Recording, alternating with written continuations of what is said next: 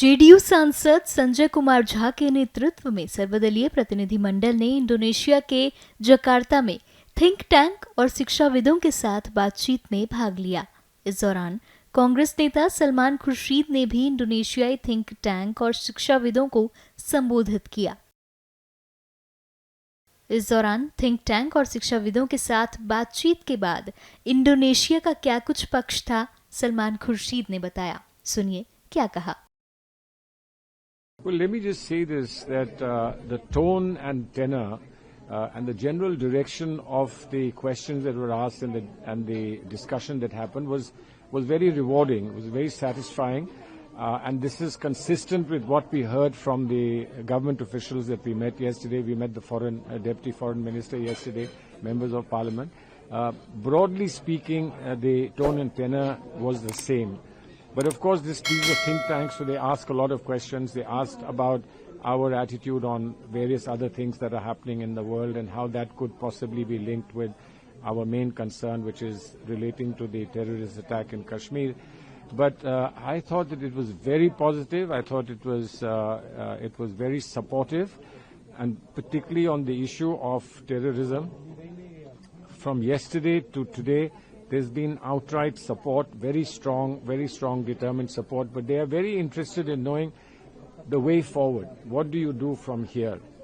Somebody suggested greater collaboration on counter-terrorism.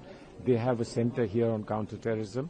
And they suggested that there could be closer collaboration so that future such a thing doesn't happen. They also talked about give us some actionable points about FATF, etc., and how we could collaborate on the international level. All those things were discussed. Yeah, I believe that this was very, very positive, very supportive discussion. Sir, Indonesia is a great partner for us. It is also a OIC member, sir. We have seen India's statements in OIC. Was this discussed during the meeting that we need Indonesia support in OIC? Well, see, we discussed that yesterday.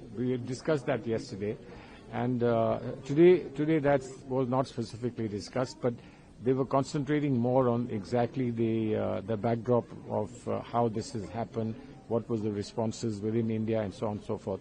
But OIC is an issue, but it's been hugely diluted. There are some problematic phrases that come regularly, almost as a matter of routine. But I think that we can say with some degree of confidence now that OIC will not stand in the way of anything that India wants to do. And we have other delegation groups that have gone to OIC countries, so I think we'll get a better report from them.